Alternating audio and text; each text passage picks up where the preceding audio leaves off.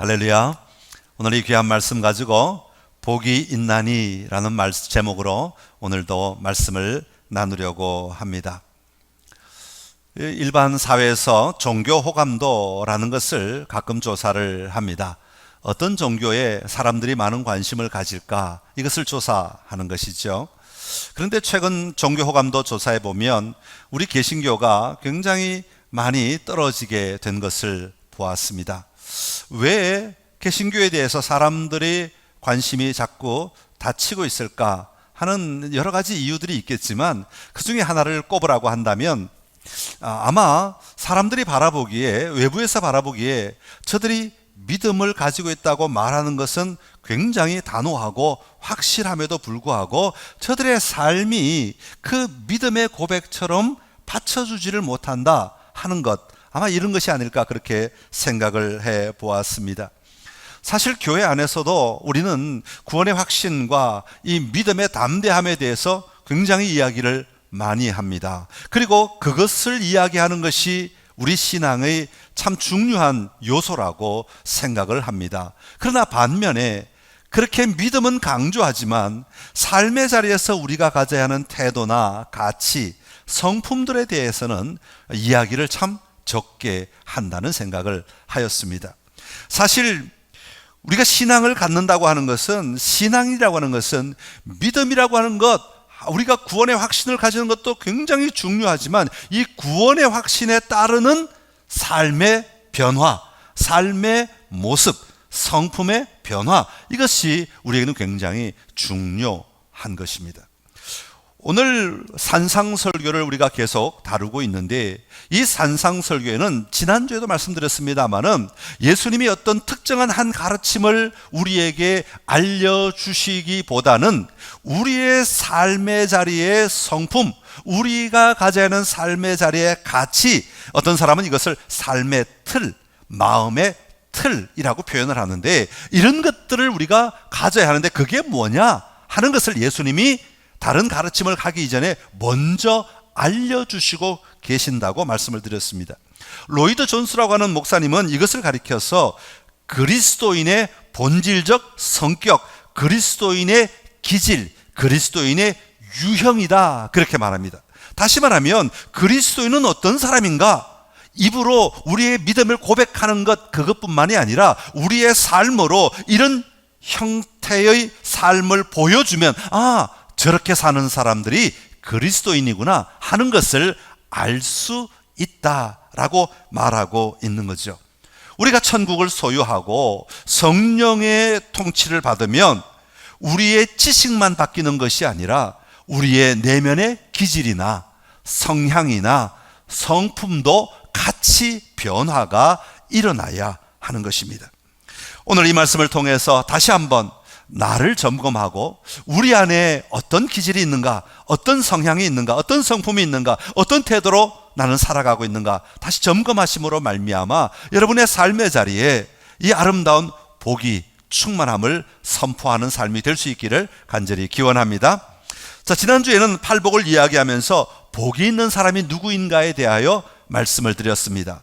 복이 있다라는 개념은 사람들마다 다 다른 개념을 가지고 있죠. 그러나 오늘 주님이 말씀하시는 복이 있나니, 복이 있나니, 복이 있나니 라고 말씀하시는 이 개념은, 이 개념에서 복이 있다는 말은 하나님과 연결되어 있다 라고 말씀을 드렸습니다.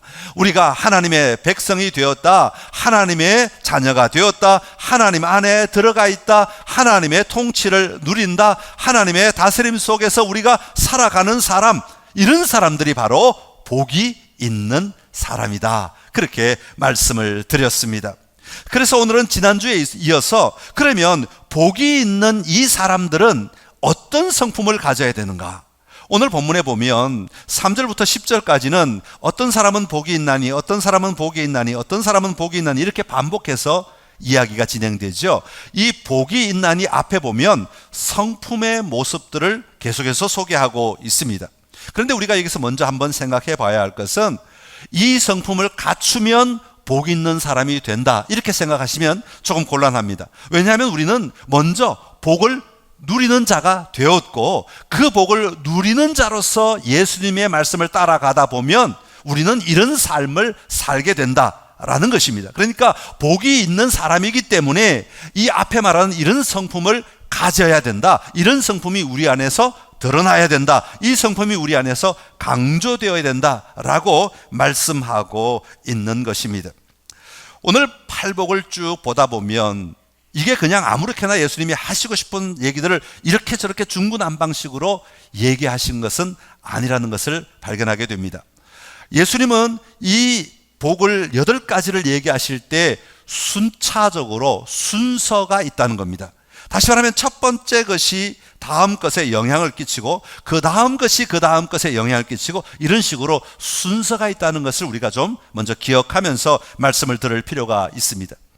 그리고 오늘 팔복은 2개로 나누어질 수가 있습니다. 3절부터 6절까지 첫 번째 4개는 한 묶음이라고 말할 수 있어요. 이 첫 번째 3절부터 6절까지 한 묶음은 하나님과의 관계에 대하여 이야기하고 있습니다. 그리고 7절부터 10절까지는 두 번째 4개인데 이 두 번째 묶음은 다른 사람과의 관계에 대하여 이야기하고 있는 거죠. 여러분, 예수님은 이 2가지를 율법의 완성이라고 말씀하시면서 율법의 전부라고 말씀하지 않습니까? 하나님을 사랑하고 내 이웃을 내 몸과 같이 사랑하라. 이것이 10계명이 가르쳐 준 것이고, 그리고 예수님은 이것을 또한 다시 정리하셔서 우리에게 알려주고 계시는데, 이 삶을 살아내기 위해서 우리의 성품이 바뀌지 않으면 지식이 있다고 살아내는 게 아니라는 것입니다. 그래서 하나님과의 관계를 유지하기 위한 성품이 어떤 것이고 다른 사람과의 관계를 유지하기 위하여 필요한 성품이 어떤 것인가를 2 단락으로 나누어서 우리에게 설명하고 있습니다. 자, 그렇다면 우리 그리스도인들의 이 성품은 무엇을 추구하며 나아가야 하겠습니까?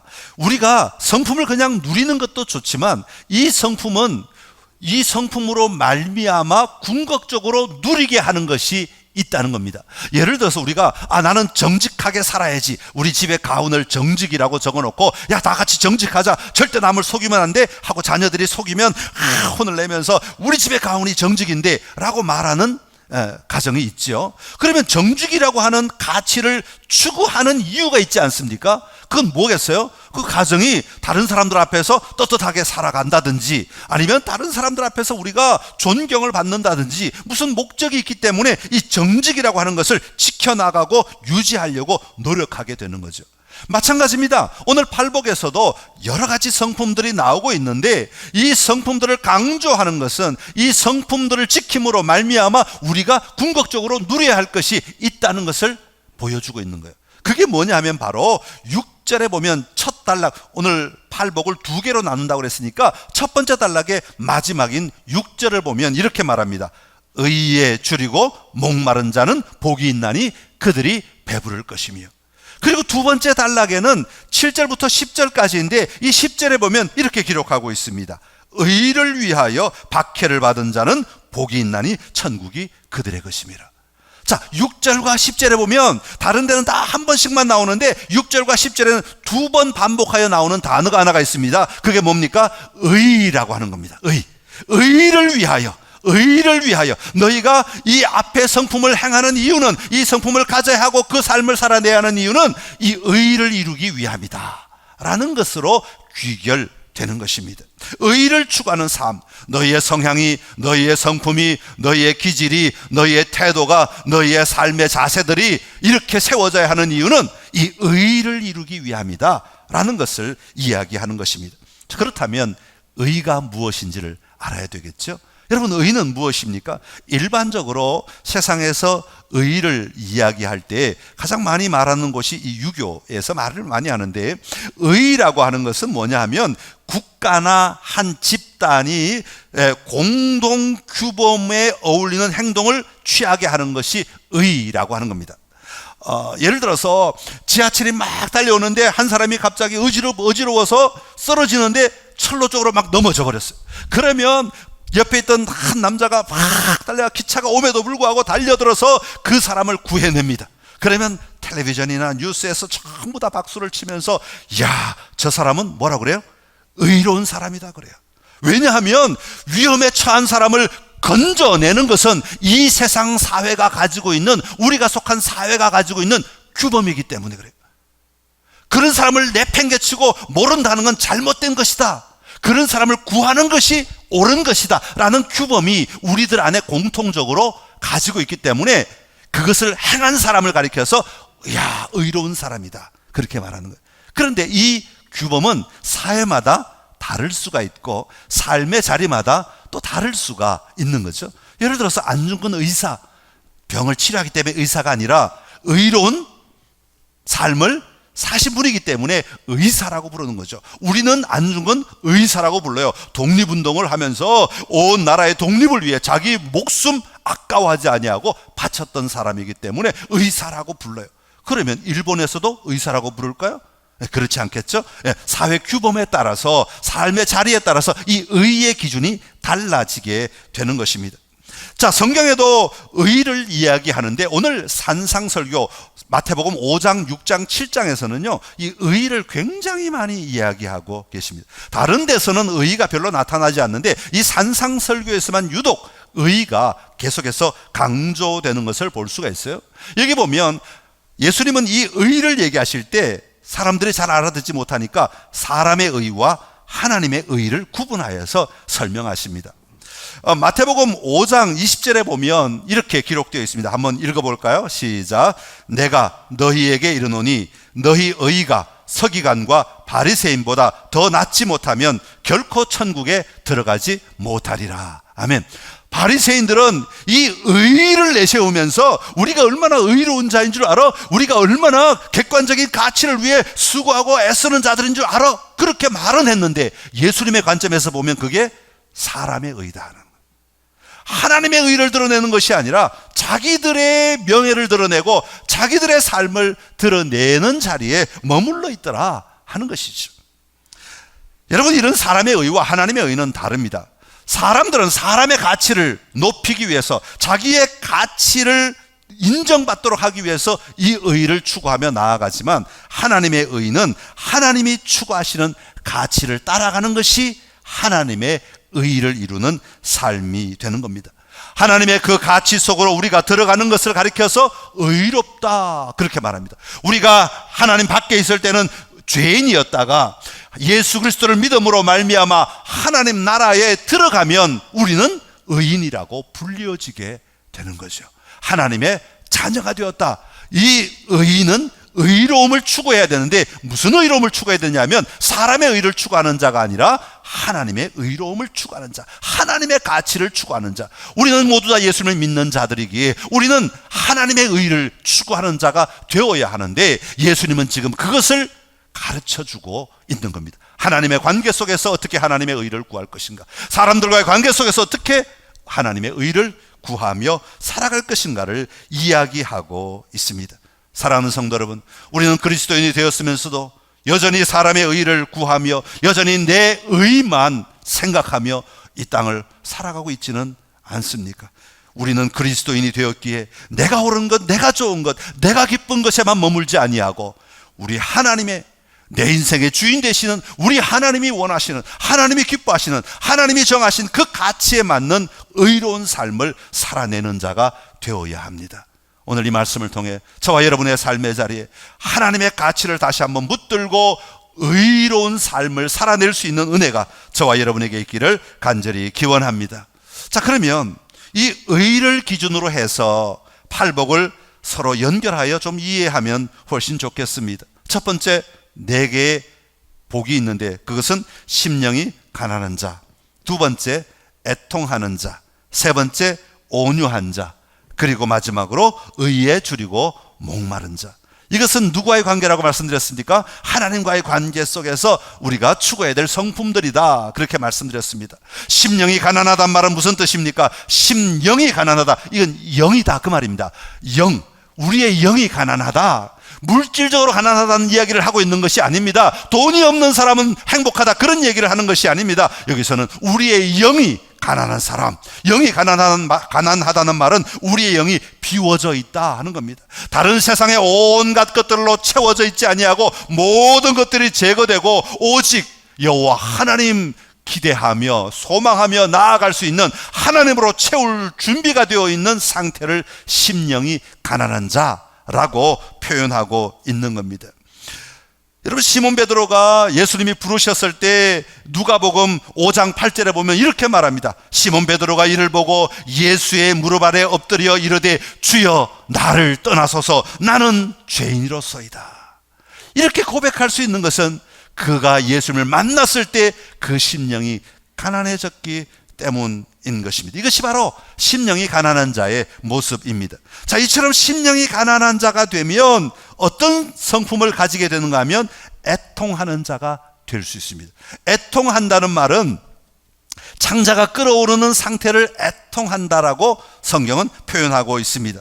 자기의 잘못이 드러났을 때, 인지하였을 때 내 속에서 내가 하나님 앞에서 정말 잘못된 삶을 살았습니다라는 것이 끓어오르듯이 표현되어지는 상태, 그런 감정들을 애통하는 자라고 이야기합니다.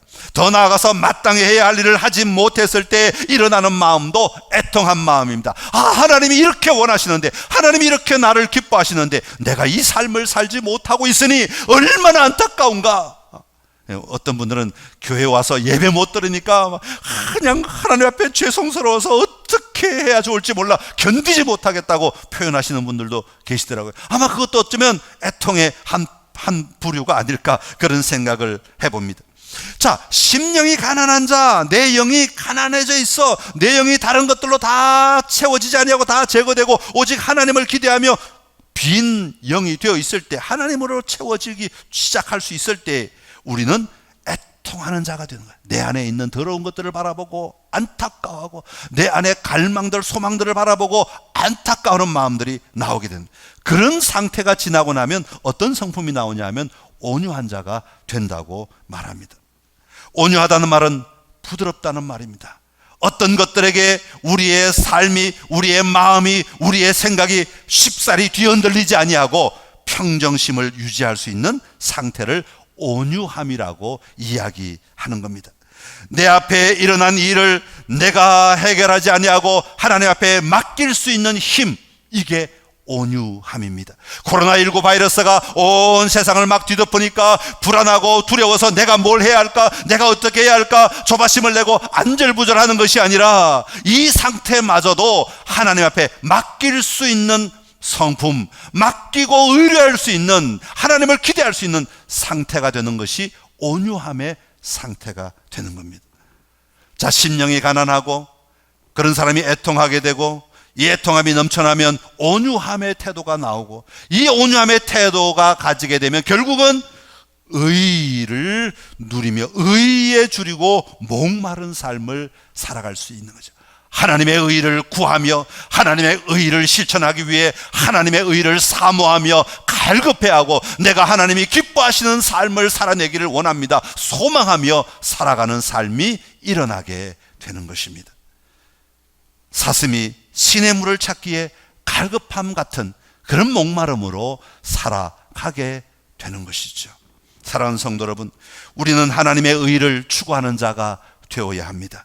하나님을 바라보며 하나님과의 관계 속에서 하나님을 지향하는 자가 되어야 합니다. 하나님 앞에서 우리의 심령이 가난하고 애통하는 마음이 일어나고, 그리고 온유함의 상태에 나아갈 때 우리는 의에 줄이고 목마른 삶, 하나님의 기준을 붙들고 하나님의 통치를 사모하며 살아갈 수 있는 삶이 열려지게 되는 겁니다.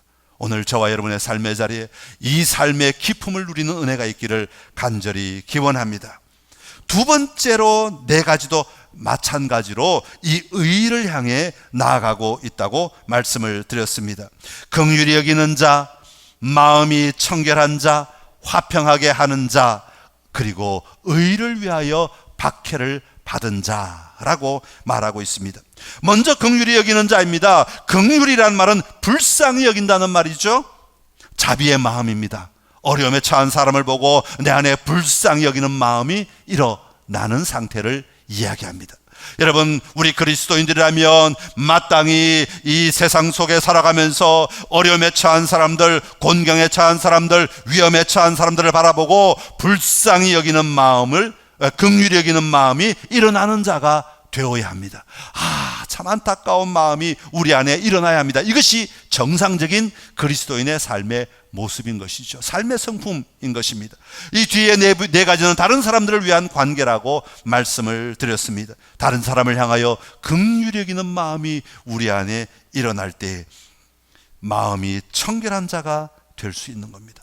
마음이 청결하다는 것은 이 내면에, 우리의 마음의 내면이 깨끗한 것을 얘기하는데, 단순히 깨끗한 것 자체를 얘기하는 것이 아니라 내면의 근원, 내면의 우리 마음의 동기가 순수한 것, 우리 마음의 동기가 깨끗한 것을 이야기합니다. 여러분, 사람들을 대할 때 마음의 동기가 깨끗하면 좋은 관계를 유지할 수 있습니다. 그러나 마음의 동기가 뒤틀려 있고 마음의 동기가 다른 것을 품고 있으면 결국은 관계는 깨어지게 되어 있습니다. 제대로 될 수가 없습니다. 그래서 긍휼히 여기는 마음이 우리 안에 일어나고, 그리고 마음이 청결한 자가 되는 것, 이것이 우리 그리스도인들의 삶의 성품, 태도, 가치여야 한다고 말하고 있는 겁니다. 여러분, 마음은 우리의 모든 삶을 담는 그릇이라고 말하지 않습니까? 우리의 부패함은 마음에서부터 옵니다. 그러기에 마음의 근원이 깨끗할 때 우리는 자유로운 삶을 살아낼 수 있는 겁니다. 그리고 더 나아가서 화평하는 자가 되어야 한다고 말하고 있습니다. 화평하는 자는 평화를 주는 자입니다. 내가 들어가서 평화가 일어나도록 만드는 자가 되어야 한다는 것이죠. 그리스도인이 가는 곳마다 평화가 일어나야 됩니다. 그리스도인이 가는 곳마다 기쁨이 일어나야 합니다. 샬롬의 역사가 일어나야 됩니다. 하나님의 다스리심이 그 속에 넘쳐나는 것을 볼 수 있어야 하는 것이죠. 그런 사람들이 의를 위하여 박해를 받은 자입니다. 이미 받았다, 받고 있다, 그런 의미가 담겨 있습니다. 의를 위하여 박해를 받는 사람들, 여러분, 왜 의를 위해 박해를 받아야 됩니까? 그리스도인의 성품을 가지고 다른 사람들을 대하고 살아가면 요즘 세상에서는요, 손가락질 받을 수 있어요. 야, 너 그렇게 어리석게 살아서 어떻게 할 거야? 너 그렇게 바보처럼 살아서 어떻게 할 거야? 네 것 챙기며, 네 고집 챙기며, 남들도 속여가며 적당히 살아야 돼, 이런 얘기 하지 않습니까? 그러나 우리는 그렇게 살아서는 안 된다고 오늘 예수님의 음성을 듣고 있는 겁니다. 그렇게 살다 보면 우리는 박해를 받으며 살아갈 수밖에 없습니다. 다른 사람의 손가락질을 받으며 살아갈 수밖에 없다는 겁니다. 그럼에도 불구하고 그렇게 살아내는 자가 바로 의를 누리는 자이다 라는 것을 우리에게 말해주고 있습니다. 사랑하는 성찬 가족 여러분, 우리의 삶을 한번 돌아보십시다. 하나님과의 관계 속에서 우리가 가져야 될 성품들이 우리 안에 날마다 넘쳐나고 있습니까? 심령이 가난하고 애통하고 온유하여 의에 줄이고 목말라 하고 있습니까? 다른 사람과의 관계 속에서 우리가 가져야 할 성품이 우리 안에 있습니까?